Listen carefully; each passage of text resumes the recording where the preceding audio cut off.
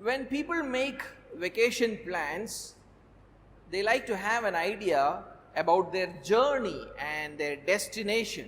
जब लोग छुट्टियों पर जाते हैं और उसकी प्लानिंग करते हैं तो वो अपने सफ़र और मंजिल के बारे में कुछ जानकारी चाहते हैं.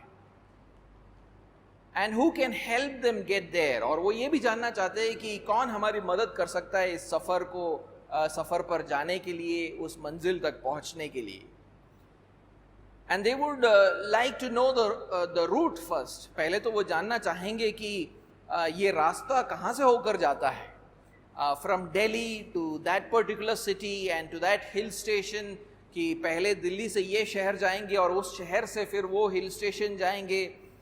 They would like to know about the experience at that hill station. वो ये भी जानना चाहेंगे कि वो हिल स्टेशन पर हमारा अनुभव कैसा होगा.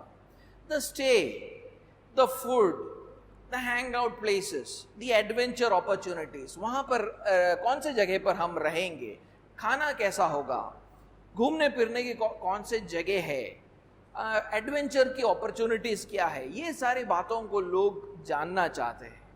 They would also like to know who will help them to make this journey a success. वो ये भी जानना चाहते हैं कि हमें इस सफ़र को सफल बनाने के लिए हमारी मदद कौन कर सकता है. The airline company, the bus service provider, which hotel, कौन सा एयरलाइन कंपनी, कौन सा बस प्रोवाइडर, कौन सा hotel. In the same way, in our passage, Paul is actually painting a picture of the journey of our spiritual growth and its final destination. इसी तरह पौलुस हमारे आत्मिक बढ़ोतरी के सफर और उसके मंजिल का एक चित्र हमारे सामने प्रस्तुत कर रहा है. He says that our fellow saints, he says that our fellow saints will help us. वो कहता है कि हमारे साथ जो सफर करने वाले पवित्र लोग हैं वो हमें इस सफर पर मदद करेंगे. We will have to serve each other in such a way that we are able to persevere on this spiritual journey and reach our destination. हमें एक दूसरे की इस तरह सेवा करनी होगी कि हम जो है आत्मिक सफर को जारी रख सके और हमारे मंजिल तक पहुंच सके. So let me give you a background of what we have been learning so far. अभी तक जो हम सीखते आ रहे हैं उसका एक background मैं देना चाहूँगा. So we have been learning that apostles, prophets, evangelists, pastors and teachers equip us for the work of service. तो हम ये सीखते आ रहे हैं कि प्रेरित और भविष्यवक्ता और सुसमाचार सुनाने वाले पासबान और उपदेशक जो है हमें सेवा के काम के लिए सिद्ध बनाते हैं. And when we begin to serve each other, और जब हम एक दूसरे की सेवा करने लगते हैं, it builds up the church. वो कलीसिया को उन्नति की ओर ले जाता है. And today Paul ends verse 13 by saying that after the church is built up, it will become mature and eventually full of Christ. और 13वें आयत में आज जब पौलुस खत्म कर रहा है तो वो बोलता है कि कलीसिया की उन्नति के पश्चात और क्या होता है. वो बोलता है कि कलीसिया परिपक्व बन जाता है और मसीह से परिपूर्ण हो जाता है. But we must remember that the person who is working behind this whole process, हमें याद रखना है कि इस पूरी प्रक्रिया के पीछे कौन कार्य कर रहा है. Jesus Christ our Lord and Savior, हमारे प्रभु यीशु मसीह, हमारे प्रभु और उद्धारकर्ता. He gave the apostles, He gave the prophets, He gave the evangelists, He gave the pastors and teachers and other saints for the work of service so that the church will be built up and eventually filled with Christ. उसने हमें प्रेरित दिए, उसने हमें भविष्यवक्ता दिए हैं, उसने हमें सुसमाचार सुनाने वाले दिए, उसने हमें पासबानों और उपदेशकों को दिया है, उसने दूसरे संतों की संगति में हमें रखा है ताकि हम कलीसिया को उन्नति की ओर ले जा पाए, कलीसिया परिपक्व हो जाए और आखिर में मसीह से परिपूर्ण हो जाए. That is why the title of the sermon today is Christ will mature and fill his church. इसीलिए आज के प्रचार का शीर्षक है मसीह अपने कलीसिया को परिपक्व और परिपूर्ण बनाएगा. So my first point today is that we serve to make the church mature. और आज का मेरा पहला पॉइंट ये है कि हम सेवा करते हैं कलीसिया को परिपक्व बनाने के लिए. So although Jesus is the owner of this process, भले मसीह यीशु इस प्रक्रिया का मालिक है, he is doing it through us. वो इसको हमारे द्वारा कर रहा है. Through our service, he builds up the church. हमारी सेवा के द्वारा वो कलीसिया की उन्नति कर रहा है. That's the first major stage of church growth. कलीसिया की बढ़ोतरी का ये पहला मुख्य चरण है. Building up of the church, it means to strengthen the church in faith and the knowledge of the Son of God. कलीसिया को उन्नति की ओर ले जाने का मतलब है कि कलीसिया को विश्वास और परमेश्वर के पुत्र अर्थात यीशु मसीह के पहचान में उसको बढ़ाना. We learned that last week और हमने पिछले हफ्ते जाना कि उसका मतलब क्या है. The next major stage of church growth is maturity. और कलीसिया के उन्नति में अगला जो चरण है वो है परिपक्वता. After building up comes maturity. उन्नति के बाद आता है परिपक्वता. Literally, Paul calls this next stage as a fully grown man. और पौलुस यथाशब्द देखो कि वहां पर क्या लिखा है. तो पौलुस इस अगले चरण को एक परिपक्व पुरुष बताता है. Let me read for you chapter 4 and verse 13. मैं आपके लिए चौथा अध्याय 13वां आयत में पढ़ना चाहूंगा. Until we all attain to the unity of the faith and of the knowledge of the Son of God, then it says to mature manhood, to the measure of the stature of the fullness of Christ. जब तक कि हम सब के सब विश्वास और परमेश्वर के पुत्र की पहचान में एक ना हो जाए. और फिर देखिए, और एक सिद्ध मनुष्य न बन जाए और मसीह के पूरे ढील ढोल तक न बढ़ जाए. Now, you will see that phrase there. आप वहां पर उन पदों को आप पढ़ सकते हो. वहां पर and it's written to mature manhood or full grown man.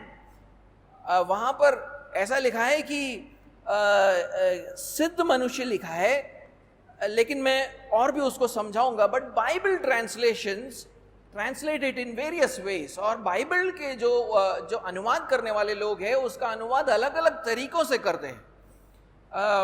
some say to a mature man, some say to maturity, some say a mature person, और some say a mature manhood. कुछ अनुवाद कहते हैं एक परिपक्व पुरुष, कुछ बोलते हैं परिपक्वता, कुछ बोलते हैं एक परिपक्व व्यक्ति, और कुछ बोलते हैं परिपक्व पुरुषत्व. मेरा जो हिंदी ट्रांसलेशन है वो बोलता है एक सिद्ध मनुष्य. Bible translation says, Hindi translation says सिद्ध मनुष्य. I prefer how the NASB puts it. मैं NASB जो ट्रांसलेशन है उसका अनुवाद पसंद करता हूं, which says to a mature man.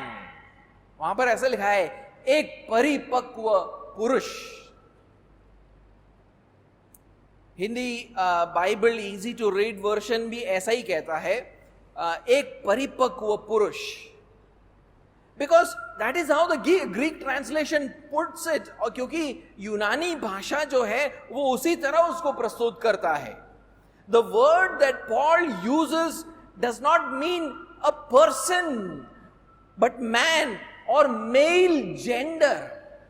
पौलुस वहां पर जो शब्द का इस्तेमाल करता है वो व्यक्ति नहीं है, वो एक व्यक्ति तो है, लेकिन शब्द का अनुवाद व्यक्ति नहीं होना चाहिए, अनुवाद होना चाहिए पुरुष। वहां पर पुल्लिंग शब्द का इस्तेमाल किया गया है। It is, so what is it referring to? ये किसके बारे में यहां पर बात किया जा रहा है? It is referring to the body of Christ. वो यहां पर मसीह के देह के बारे में बात कर रहा है, which Paul had mentioned about in verse 12, जिसका उल्लेख पौलुस ने 12वें आयत में किया था। Let's read that. Let's read verse 12. To equip the saints for the work of ministry, for building up the body of Christ, जिससे पवित्र लोग सिद्ध हो जाए और सेवा का काम किया जाए, और फिर देखिए मसीह की देह उन्नति पाए। And the body of Christ is the church. मसीह का देह यानी कलीसिया। Christ is the head. मसीह जो है सर और शिरोमणि है। And the church is his body, और कलीसिया उसकी देह है। That is why Paul uses the word man and not a person. Because it is male gender, it is talking about the body of Jesus Christ. पौलुस वहां पर उसीलिए पुरुष शब्द का इस्तेमाल करता है, क्योंकि मसीह के देह के बारे में बात कर रहा है। Looks like Paul is using biology to develop our theology. ऐसा मानो कि पौलुस जो है हमें धर्मशास्त्र सिखाने के लिए जीव विज्ञान का प्रयोग कर रहा है। According to him, initially Christ's body, the church, is like a baby. उसके अनुसार शुरुआत में मसीह की जो देह है अथवा कलीसिया एक शिशु के समान है।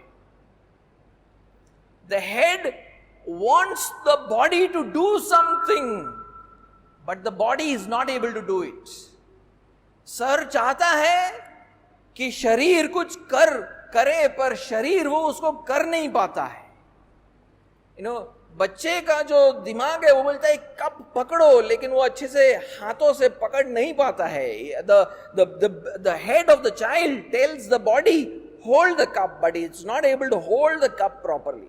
It wants to the head wants to tell it turn the page, but it is not able to turn the page. उसका दिमाग उससे कहता है कि पन्ने घुमाओ किताब के, लेकिन वो घुमा नहीं पाता है अच्छे से। And so there is a weak connection between the will of the head and the actions of the body. एक बच्चे के दिमाग और उसके शरीर के बीच में जो कनेक्शन है वो कमजोर है अभी भी। Initially, the connection between the church and Christ Jesus is also weak. इसी तरह शुरुआत में कलीसिया और यीशु मसीह के बीच का जो कनेक्शन है वो भी कमजोर होता है। The connecting link is called faith. हमारा जो कनेक्शन है उसको हम विश्वास कहते हैं। Therefore, Christ builds up this weak connection through other strong believers. उसीलिए मसीह क्या करता है? वो दूसरे मजबूत विश्वासियों के द्वारा इस कमजोर कनेक्शन की उन्नति करता है। Through their works of service, उनके सेवा के कामों के द्वारा।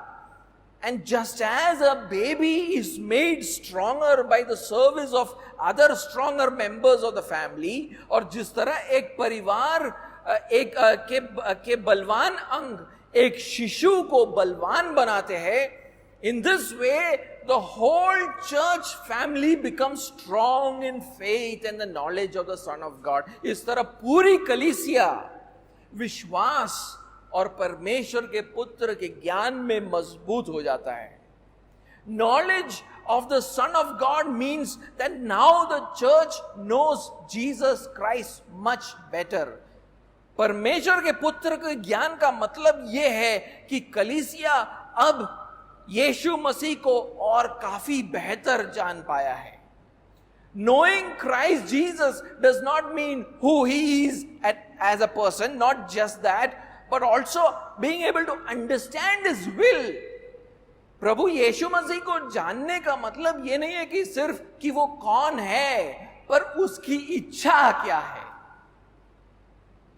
There is now a greater alignment between the head Christ Jesus and his body the church. अब सर मसीह यीशु और उसके शरीर अर्थात कलीसिया के बीच में एक बेहतर तालमेल बन चुका है. हम एक दूसरे को मजबूत करते हैं, उसको मजबूत बनाने में. We strengthen each other. The body, the first stage of church growth is done. और कलीसिया के उन्नति का जो पहला जो चरण है वो अब खत्म हो चुका है. वो विश्वास में मजबूत हो चुका है, वो प्रभु यीशु के ज्ञान में मजबूत हो चुका है. It has become strong in faith and it has become strong in the knowledge of Christ. The body has been built up. शरीर को उन्नति की तरफ ले जाया गया है. The baby has become a boy. अब वो जो शिशु है वो शिशु नहीं, वो एक बालक बन चुका है, या एक लड़का बन चुका है. The next stage of church growth is that church then becomes a mature man. और उसके बाद कलीसिया के बढ़ोतरी में अगला जो चरण वो ये है कि कलीसिया एक परिपक्व पुरुष बन जाता है.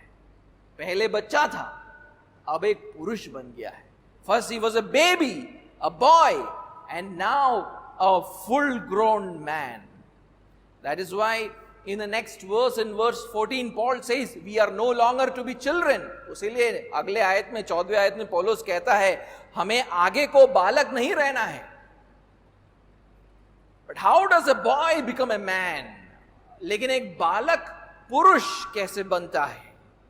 What I mean is, how does a church which is strong in faith and the knowledge of the Son of God become mature?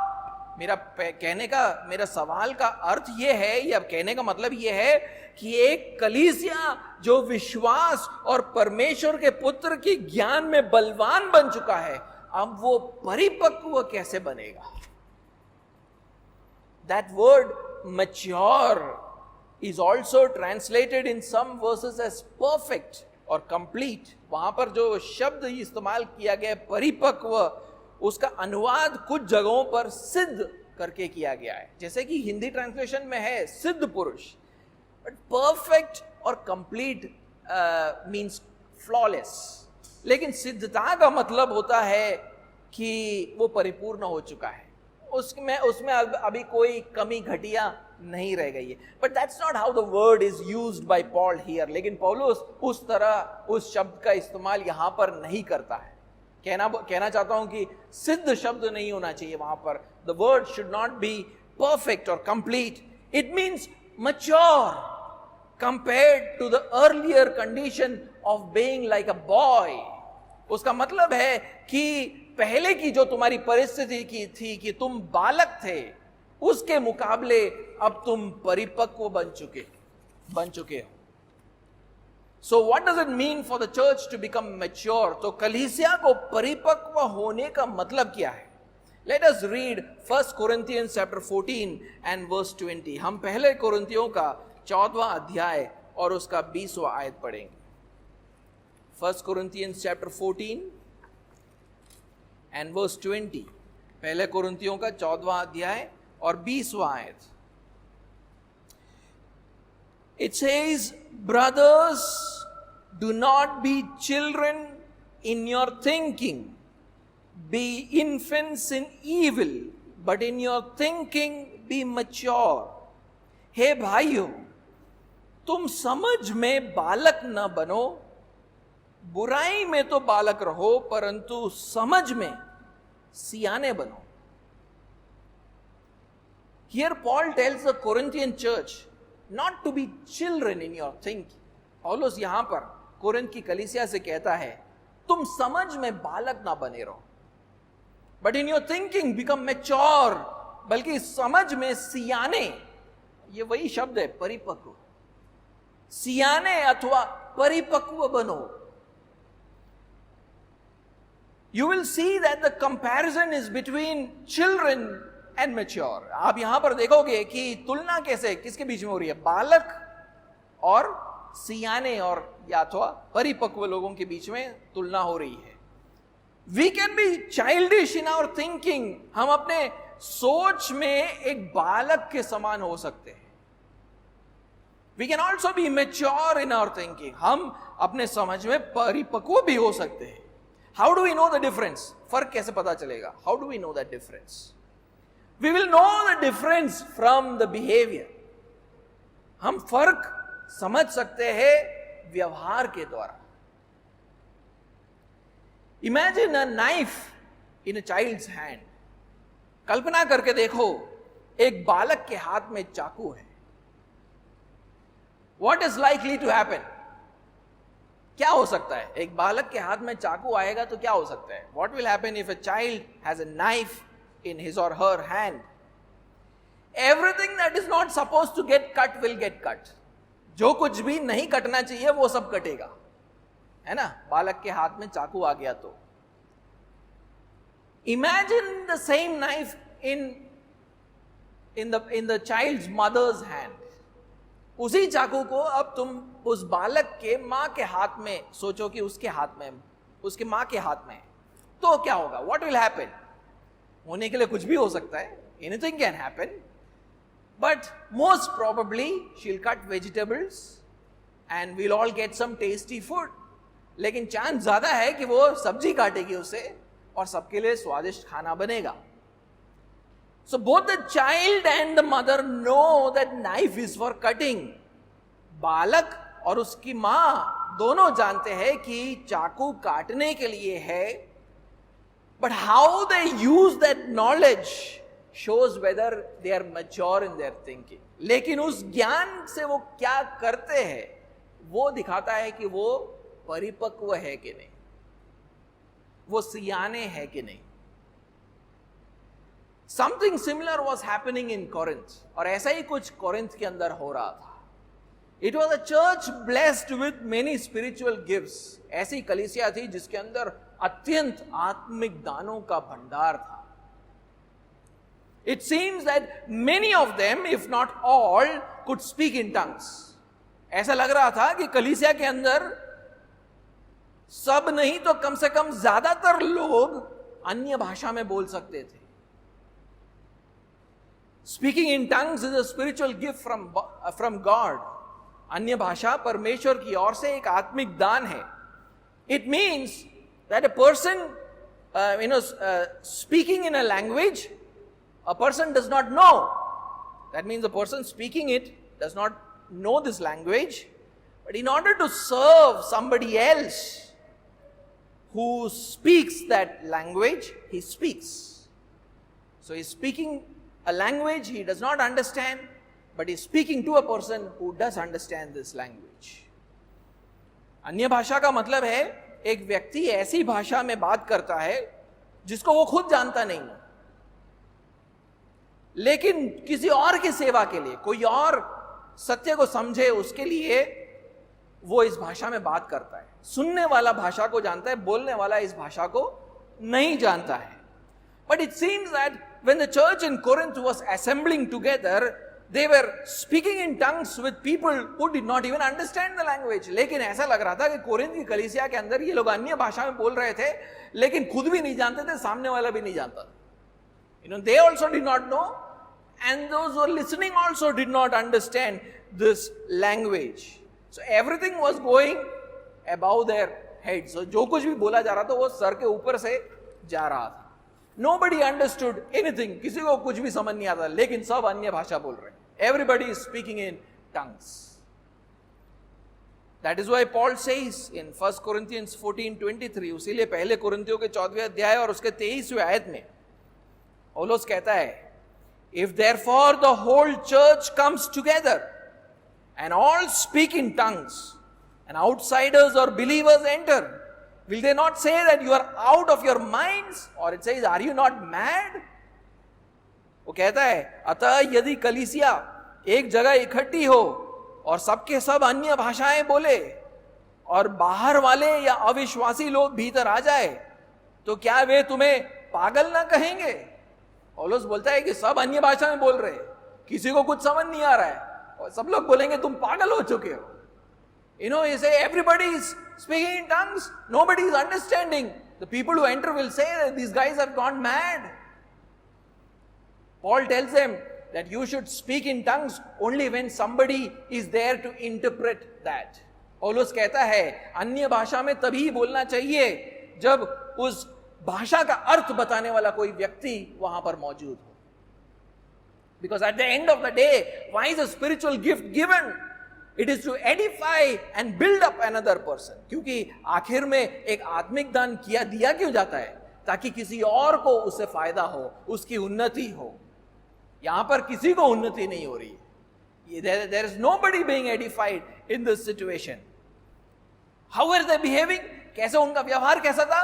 बच्चों जैसा था. आत्मिक दान है, मैं इस्तेमाल करूंगा, भले किसी को फायदा हो ना हो, लेकिन मैं अन्य भाषा में बोलता रहूंगा. They are behaving like children. I don't care if anybody understands or not, but I will speak in tongues. Instead of using it, they were like children who had knife in their hands. ये उन बच्चों के समान है जिनके हाथ में चाकू था, काटे जा रहे, देख नहीं रहे कि किसको काट रहे. They keep cutting, they don't think whom they are cutting. Instead of using it for cutting vegetables, they are cutting off people's skin. यानी सब्जी काटने के बदले लोगों की चमड़ी उधेड़ रहे हैं. ये हो रहा था वहां पर. That is why Paul says in 1 Corinthians 14:26, उसीलिए पौलुस 26वें आयत में देखो क्या बोलता है. Verse 26, he says, what then, brothers, when you come together, each one has a hymn, a lesson, a revelation, a tongue, or an interpretation. Let all things be done for building up. वो बोलता है इसलिए है भाइयों, क्या करना चाहिए? जब तुम इकट्ठे होते हो तो हरेक के हृदय में भजन या उपदेश या अन्य भाषा या प्रकाश या अन्य भाषा का अर्थ बताना रहता है. सब कुछ आत्मिक उन्नति के लिए होना चाहिए. Last time we learned that as Christians we grow in the faith and the knowledge of God. पिछली बार हमने ये सीखा कि मसीह लोग विश्वास और परमेश्वर के पुत्र के ज्ञान में, पहचान में बढ़ते हैं. But what do we now do with that knowledge? लेकिन अब उस ज्ञान से हम करें क्या? If we tear down others, then we are childish in our thinking. अगर हम उससे दूसरों को बिगाड़े तो हम बच्चों के समान है, बालक के समान है.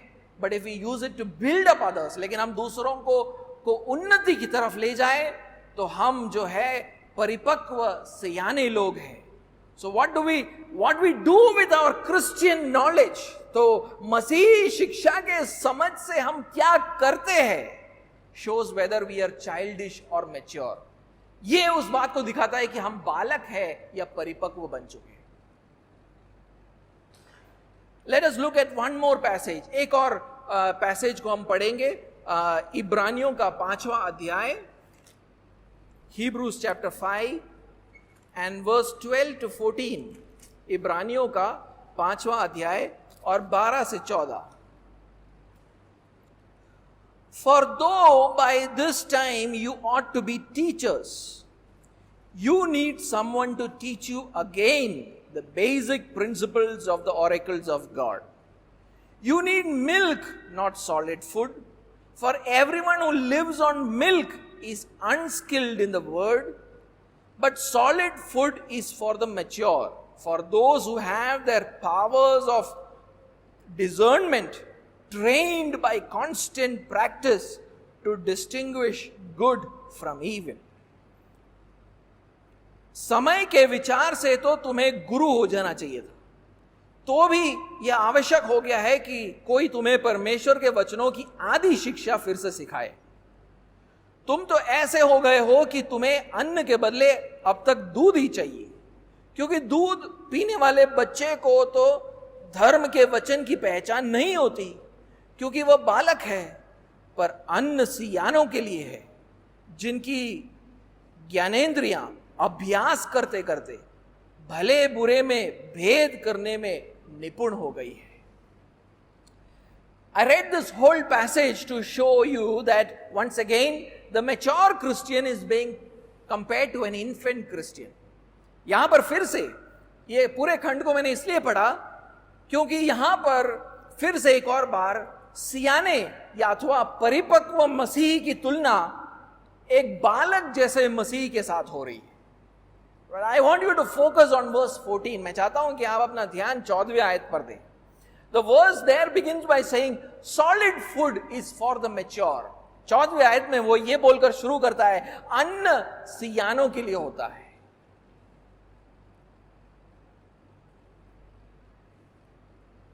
In verse 12 he had spoken about the elementary principles of the oracles of God. 12वें आयत में उसने परमेश्वर के वचनों के आदि शिक्षा के बारे में बात किया था.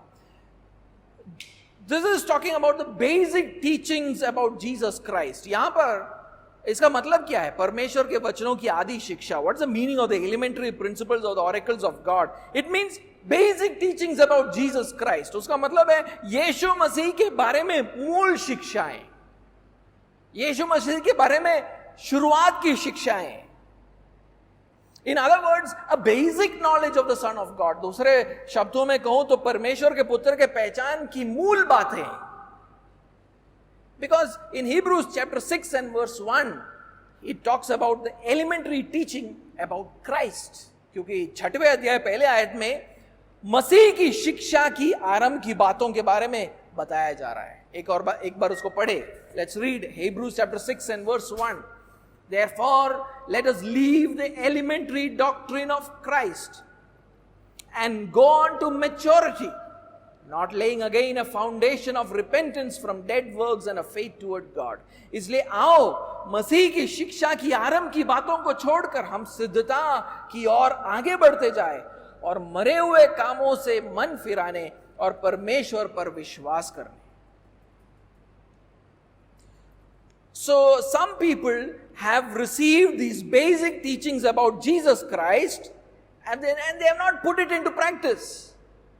देखो यहां पर कुछ लोगों ने मसीह की शिक्षा की आरंभिक बातों को पाया है लेकिन उन्होंने उसको अभ्यास में नहीं लाया है. They did not practice it. They did not bring it into practice. That is what verse 14 says. और उसी बात को 14वां आयत कहता है that the mature are those people who because of practice have their senses trained to discern good and evil. 14वां आयत कहता है कि लेकिन परिपक्व अथवा सियाने लोग कैसे होते हैं? वो जो है जिनके ज्ञानेंद्रियां अभ्यास करते करते भले बुरे में भेद करने में निपुण हो गई है. They received the knowledge of the Son of God and put it into practice. उन्होंने परमेश्वर के पुत्र के बारे में ज्ञान प्राप्त किया और उसको अभ्यास में डाला. And because they apply what they have learned about Jesus, their senses are now trained to discern what is good and what is evil.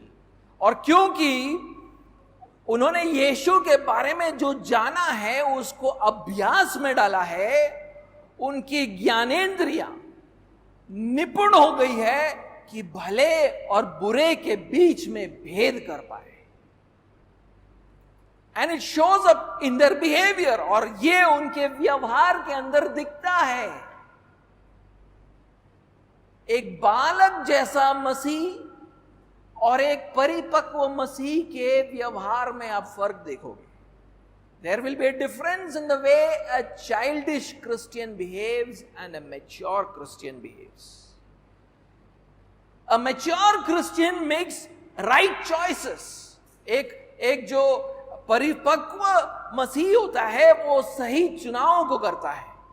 And they are blessed in all that they do. और वो जो भी करते हैं उसमें आशीष को पाते हैं. They don't get into trouble again and again in their lives. So बार बार परेशानी में नहीं पड़ते. And such people have now become ready for a deeper understanding of the knowledge of Son of God. और अब वो इसको करते करते अब परमेश्वर के पुत्र के पहचान में और गहराई में उतरने के लिए वो तैयार हो चुके हैं. And the author calls it solid food and not milk. और लेखक कहता है उसको कि ये अन्न के लिए तैयार हो गए हैं, अब इनको दूध की जरूरत नहीं है. And they can also teach others the basics about Jesus Christ. और वो दूसरों को भी अब मसीह यीशु की शिक्षा की आरंभिक बातों को सिखाने के लिए तैयार हो चुके हैं. But once again the author identifies the mature. How does he identify the mature? By his behaviour. लेकिन फिर से मैंने ये आयतों को क्यों दिखाया? क्योंकि एक परिपक्व मसीह को कैसे जाना जा सकता है? उसके व्यवहार से, bye his behaviour, through his lifestyle. उसकी जीवन शैली से आप पहचान सकते हो कि कौन परिपक्व है. So Paul is saying in our verse that the church, so coming back to Ephesians, तो Ephesians में वापस आते हैं. पौलुस क्या कह रहा है? What is Paul saying? Paul is saying in our verse that the church is made mature through our works of service. पौलुस कहता है कलीसिया को परिपक्व कैसे बनाया जाता है पता है? हमारी सेवा से. When we serve the church in various ways, we are showing the church how the knowledge of the Son of God has changed my life. जब हम सेवा को करते हैं तो हम इस बात को दर्शा रहे हैं कलीसिया को कि देखो यीशु मसीह की पहचान में बढ़ने से, यीशु मसीह को जानने से मेरा जीवन देखो कैसे बदला है. We are showing the church how we should live in the light of the gospel. हम कलीसिया को यह दिखा रहे हैं कि सुसमाचार की ज्योति में कैसे जीना है. So since Jesus Christ served us with his life, death and resurrection, we also serve others. हम अपने सेवा के कार्य से कलीसिया को यह बोल रहे हैं कि जैसे मसीह यीशु ने मेरी सेवा की अपने जीवन, अपने मृत्यु, अपने पुनरुत्थान से, वैसे ही मैं अब तुम्हारी सेवा करता हूं. We want the church also to live like that. You know, not selfish and not a worldly life. हम चाहते हैं कि कलीसिया भी ऐसा ही बने, निस्वार्थ और सांसारिक जीवन नहीं. We want the church to live like that. हम चाहते हैं कि कलीसिया ऐसी बने. We want the church to become mature. हम चाहते हैं कि कलीसिया परिपक्व बने. And that was the goal of Paul's ministry, service or ministry. और ये पौलुस के सेवकाई का अगला कदम था. पहला कदम था उनको उन्नति की ओर ले जाना. अब अगला कदम है उन्हें परिपक्व बनाना. So the first goal was to build them up, and now the next goal for him is to mature them. That is why he says in Colossians chapter 1 and verse 28. देखिए उसलिए वो कोलोसियों के पहले अध्याय और उसके 28वें आयत में क्या बोलता है. कोलोसियों का पहला अध्याय 28वां आयत, Colossians chapter 1 and verse 28. Him we proclaim, that means Jesus we proclaim, warning everyone and teaching everyone with all wisdom, that we may present everyone mature in Christ. जिसका प्रचार करके हम हरेक, जिसका प्रचार यानी यीशु मसीह का प्रचार करके हम हरेक मनुष्य को चेतावनी देते हैं और सारे ज्ञान से हरेक मनुष्य को सिखाते हैं कि हम हर एक व्यक्ति को मसीह में सिद्ध करके या परिपक्व करके उपस्थित कर पाए. That is why many times he told the churches to follow the example set by him and his companions. उसीलिए पौलुस बार बार कलीसिया को बोलता है कि तुम हमारे चाल चलन को देखो, मेरे सहकर्मियों के चाल चलन को देखो और तुम भी ऐसे ही जियो. I want you to read a few verses. मैं चाहता हूं कि जल्दी से हम कुछ आयतों को पढ़े. पहला कोरिन्थियों का 4 अध्याय और उसका 16 और 17. 1 Corinthians chapter 4 and verse 16 and 17. I urge you then, be imitators of me. That is why I sent you Timothy, my beloved and faithful child in the Lord, to remind you of my ways in Christ, as I teach them everywhere in every church. इसलिए मैं तुमसे विनती करता हूं कि मेरी सी चाल चलो. इसलिए मैंने तिमुथियुस को, जो प्रभु में मेरा प्रिय और विश्वास योग्य पुत्र है, तुम्हारे पास भेजा है.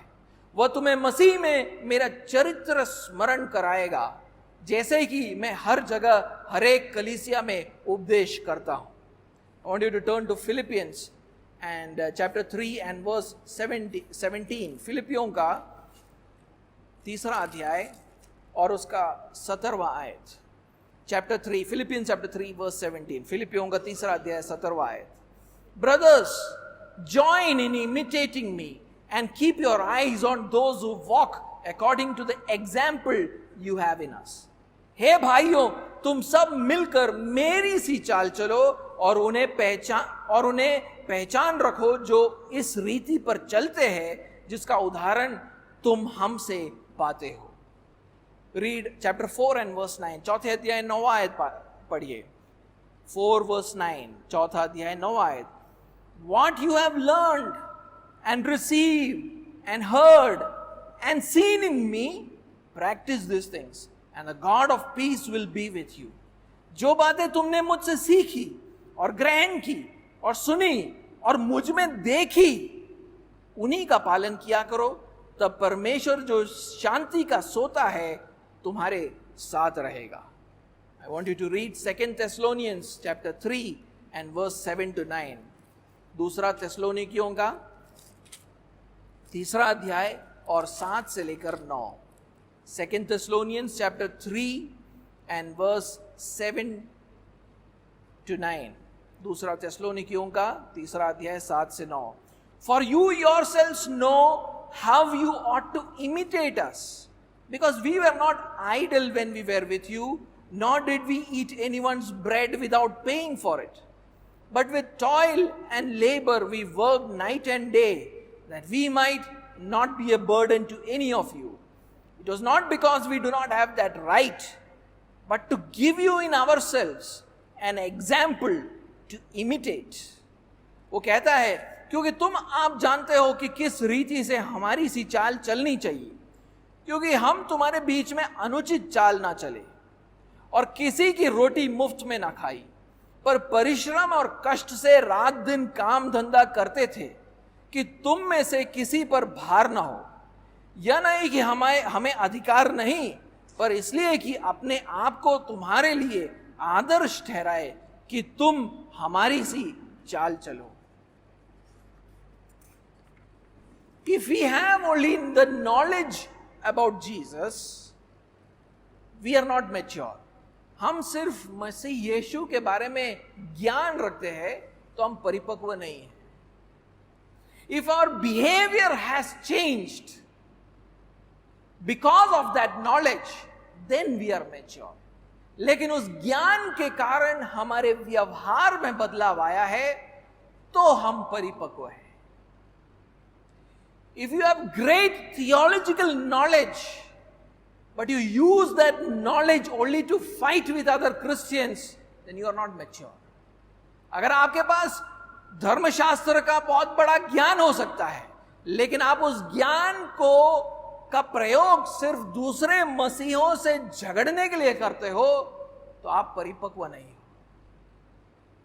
There are a lot of Christians in churches who have knowledge but don't know how that knowledge should be applied in their lives. ऐसे बहुत सारे मसीह हैं कलीसियाओं में जिनके पास ज्ञान है, लेकिन कैसे जीवन जीना है उन्हें पता नहीं है.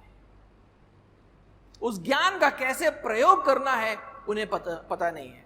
They have knowledge but behavior has not changed. उनके पास ज्ञान है लेकिन उनका व्यवहार नहीं बदला है.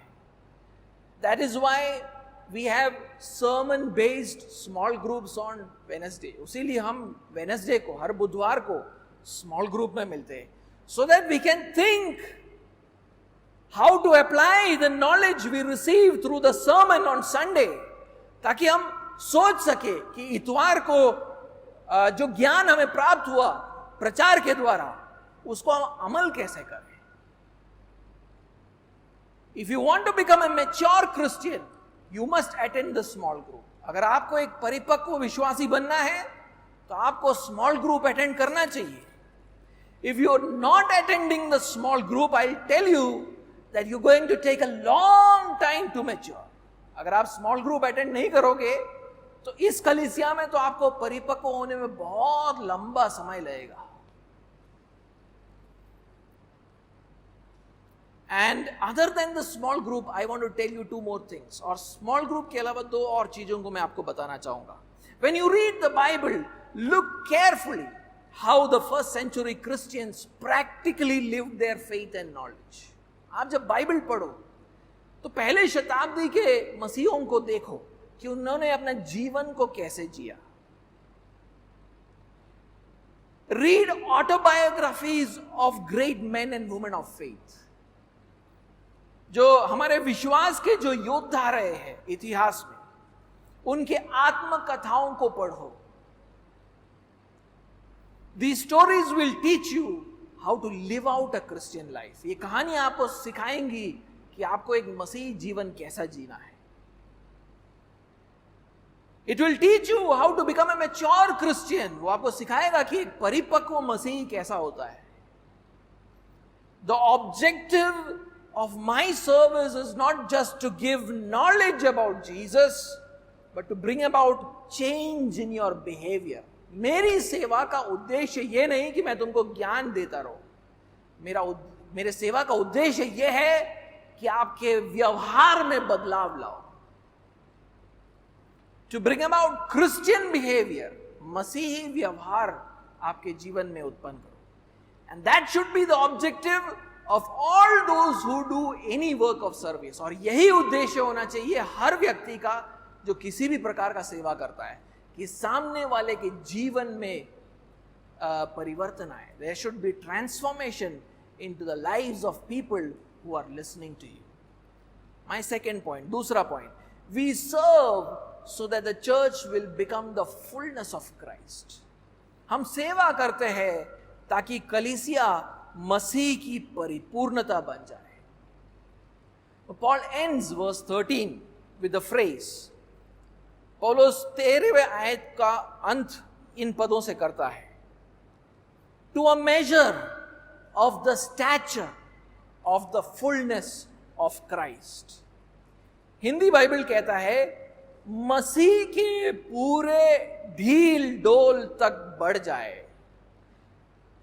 वहां पर पौलुस के लेख में इस्तेमाल किए कुछ शब्दों को हम वहां पर देख नहीं पाते अनुवाद के कारण. अनुवाद के अंदर कुछ कुछ जो है शब्द देख नहीं पाते. अनुवाद ऐसा होना चाहिए, मसीह की परिपूर्णता के मापदंड के नाप तक बढ़ना है. फिर से मैं बोलूंगा, मसीह की परिपूर्णता के मापदंड के नाप तक बढ़ना है. Paul used the word measure there. वहां पर पौलुस एक्चुअली एक नाप शब्द का इस्तेमाल करता है. हिंदी अनुवाद के अंदर नहीं दिख रहा है, लेकिन नाप शब्द का इस्तेमाल करता है. The term measure refers to measurement. नाप जो शब्द है वो किसी वस्तु का प्रमाण दिखाता है.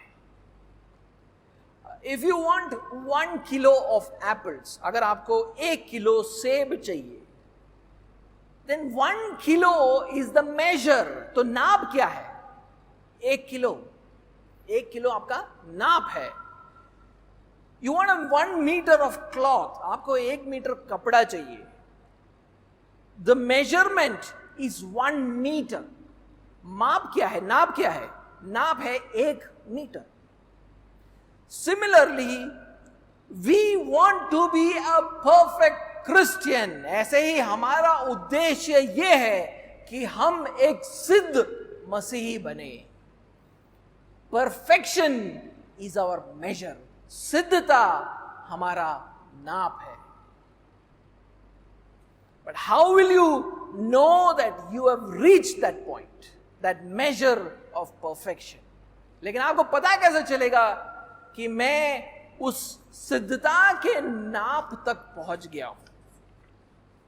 If you want 1 kilo of apples, the fruit vendor will take out a block of weight and put it on the scales. अगर आपको 1 किलो सेब चाहिए तो फल बेचने वाला क्या करता है?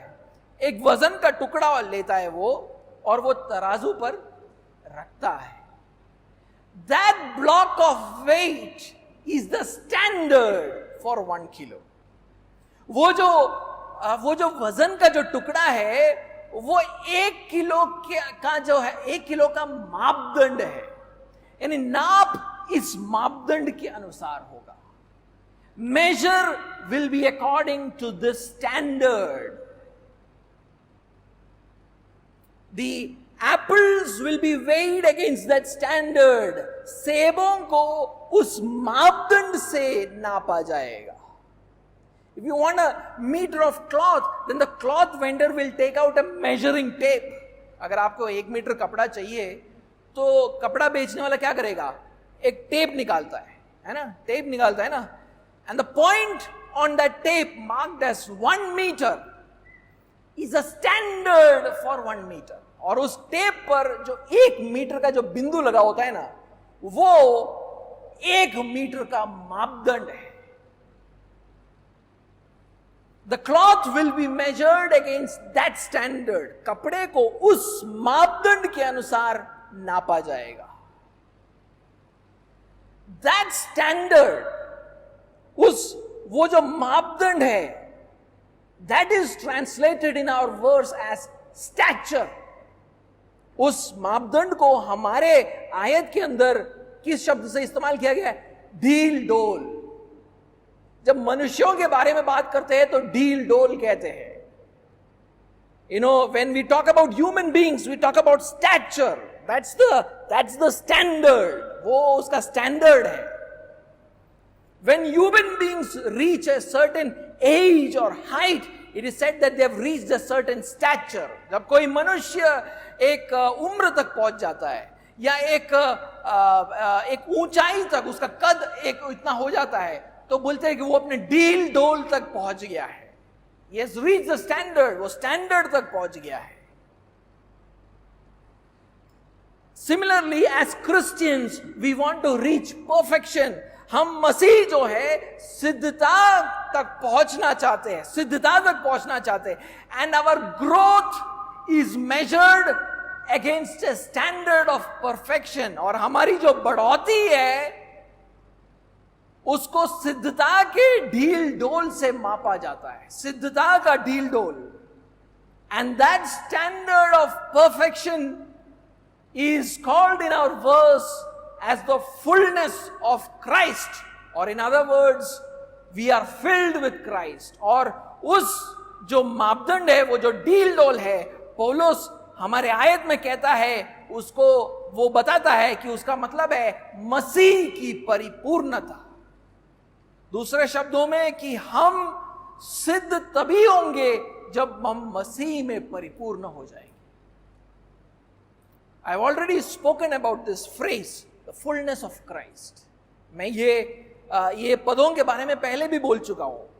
मसीह में परिपूर्ण होना, especially in chapter 4 and verse 10, where Paul says, Christ will fill all things. खासकर 4th अध्याय 10वें आयत में जहां पर पौलुस कहता है मसीह सब कुछ परिपूर्ण करेगा. What does it mean for Christ to fill the church? मसीह कलीसिया को परिपूर्ण करने का मतलब क्या है? और the church to become the fullness of Christ, या कलीसिया मसीह से परिपूर्ण हो जाने का मतलब क्या है? This is what it means. इसका मतलब ये है, when the Son of God came down to this earth as Jesus Christ, he took on a human form. जब परमेश्वर का पुत्र इस पृथ्वी पर उतर कर आता है, उसने एक मनुष्य का रूप धारण किया. And submitted himself to a normal human development like all of us. और किसी भी साधारण मनुष्य जैसे विकास के अधीन हो गया. परमेश्वर का पुत्र मनुष्य बना और साधारण मनुष्य के बढ़ोतरी के अधीन हो गया. The Son of God becomes human, becomes submitted to the normal human development. He grew up physically and spiritually like all of us. शारीरिक और आत्मिक रीति से हम सब के तरह वो बढ़ा. I want you to read Luke chapter 2 and verse 52. मैं चाहता हूं कि आप लूका का दूसरा अध्याय और उसका 52वां आयत पढ़े. Luke chapter 2 and verse 52. दूसरा अध्याय 52वां आयत लूका का. And Jesus increased in wisdom and in stature and in favor with God and man. और यीशु बुद्धि और ढील डोल में और परमेश्वर और मनुष्य के अनुग्रह में बढ़ता गया.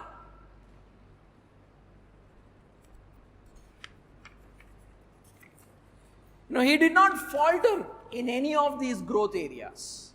इनमें से किसी भी क्षेत्र में उसने ठोकर नहीं खाया.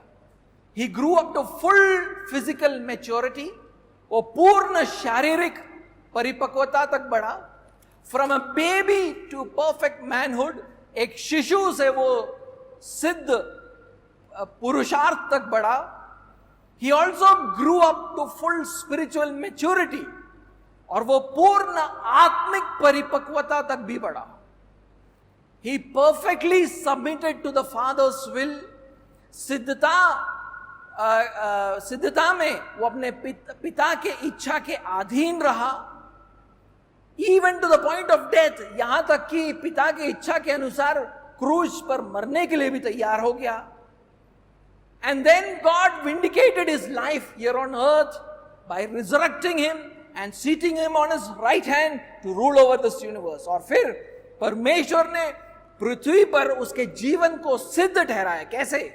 उसे मृत्यु से जिलाकर अपने दाहिने और इस संसार पर राज्य करने के लिए बिठाया. That was the pinnacle of Christ's physical and spiritual growth. ये मसीह की शारीरिक और आत्मिक बढ़ोतरी की चोटी है. And God gave this ascended and ruling Christ to be the head of the church. और इस स्वर्गारोहण पाए राज्य करने वाले मसीह यीशु को परमेश्वर पिता ने कलीसिया का सर या शिरोमणि बनाया. Having been united to him, the expectation is that the church will also reflect the same pattern of spiritual growth that Christ displayed on earth. अब हम मसीह के साथ एक हो चुके हैं, तो अपेक्षा ये की जाती है कि जैसे मसीह आत्मिक रीति से बढ़ा इस पृथ्वी पर, उसी रीति से हम सब आत्मिक रीति से बढ़े. Just as he grew in submission to the Father's will, we also grow in submission to Christ's will. जैसे वो पिता की इच्छा के अधीन रहता था, हम मसीह यीशु के अधीनता में रहे, उसकी इच्छा के अधीन रहे. And because Christ rules over the entire universe, including the spiritual world, even Satan and his forces, his body, the church, also should reflect that same spiritual rule. और क्योंकि मसीह संसार पर राज्य करता है, आत्मिक दुनिया पर भी, जिसमें शैतान और उसकी ताकतें भी आ जाती है, उसकी देव भी यानी कलीसिया भी आत्मिक राज्य को दर्शाए. The church will consistently, although not perfectly, rule over sin and Satan. कलीसिया भी लगातार, भले सिद्धता से नहीं, फिर भी पाप और शैतान के ऊपर राज्य करेगा. Our spiritual growth is often hindered. हमारी जो आत्मिक बढ़ोतरी है उसमें अड़चनें आती है. Because we live in a body and a world corrupted by sin and Satan. क्योंकि हम एक ऐसे शरीर में रहते हैं, ऐसे दुनिया में रहते हैं जो पाप और शैतान से दूषित हो चुका है. But still we will display a consistent growth towards that perfection. लेकिन फिर भी हमें सिद्धता की और बढ़ोतरी को दर्शाना है. In this way we reflect that we are being filled with Christ. और इस तरह हम दर्शाते हैं कि हम मसीह यीशु में परिपूर्ण हो रहे हैं. आत्मिक बढ़ोतरी नहीं है तो यीशु में परिपूर्ण नहीं हो रहे. There is no spiritual growth. The fullness of Christ is not coming. We are reaching the standard of perfection called the fullness of Christ. हम सिद्धता के उस ढील डोल तक पहुंच रहे हैं जिसको हम मसीह की परिपूर्णता कहते हैं.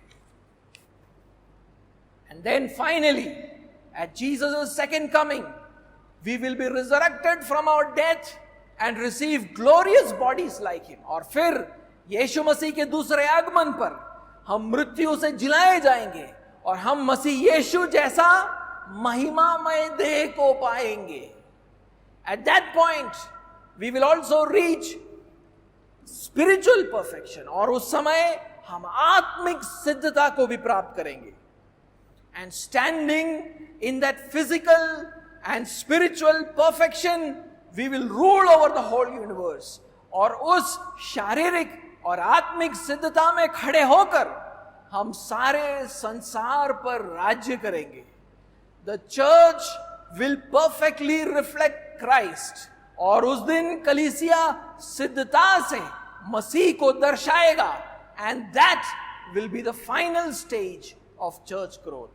और वो कलीसिया की बढ़ोतरी का आखिरी चरण होगा.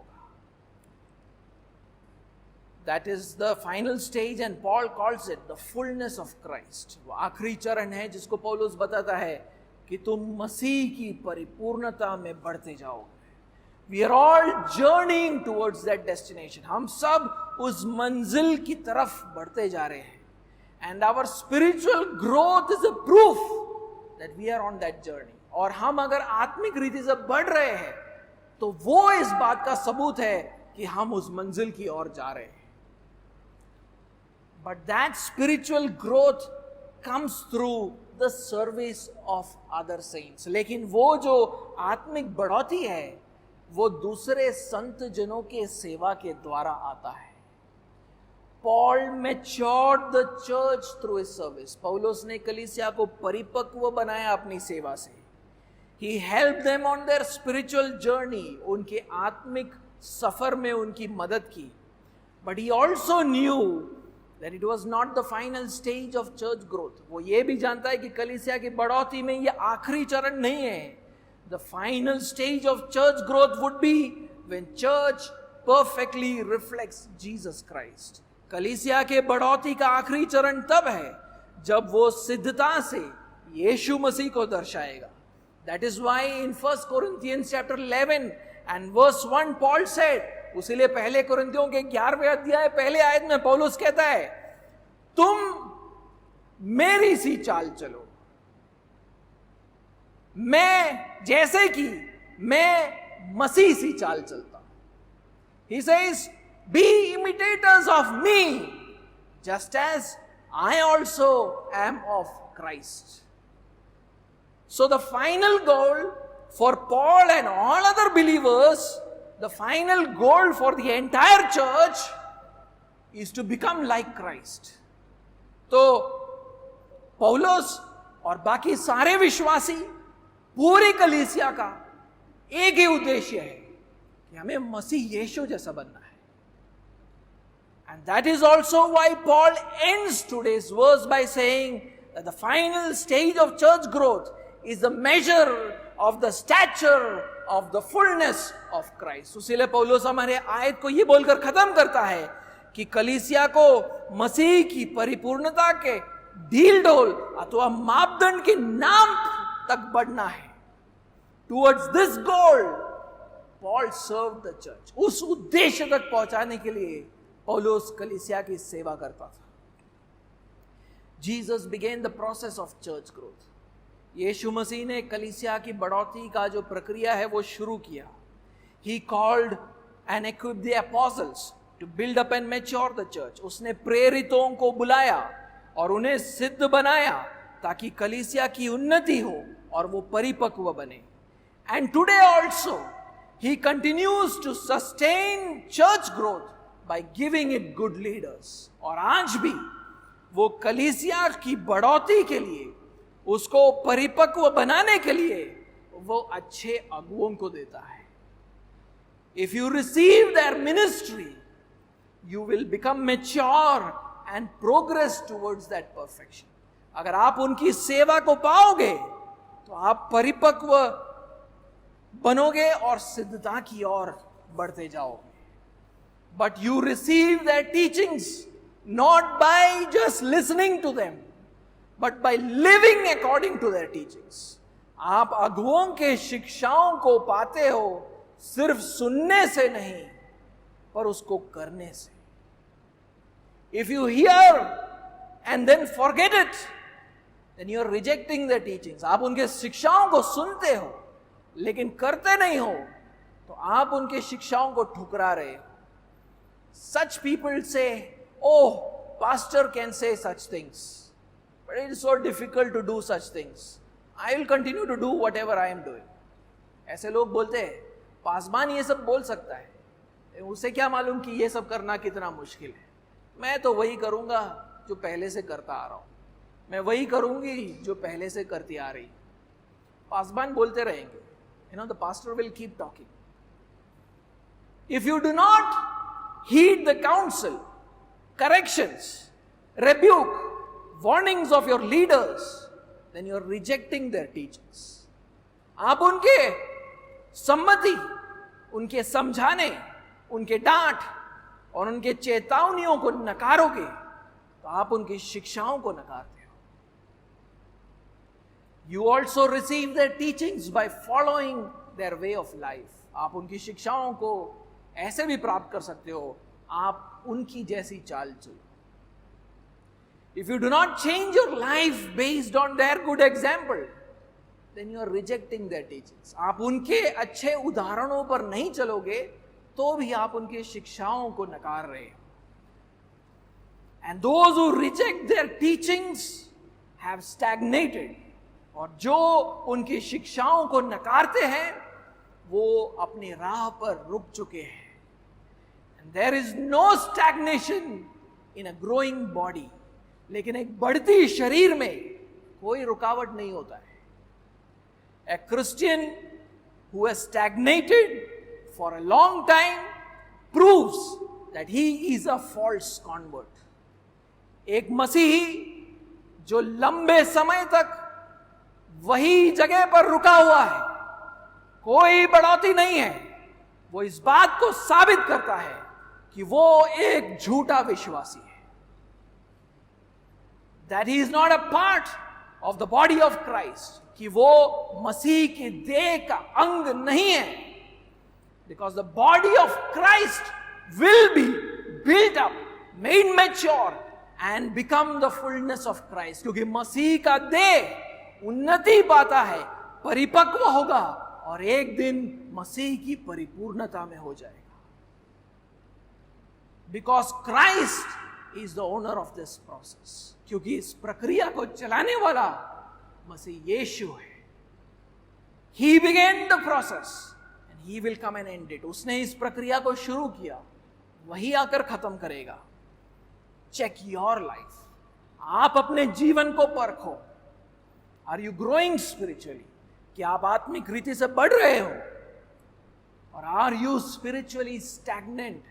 या आत्मिक रीति से रुके पड़े हुए हो बहुत दिनों से?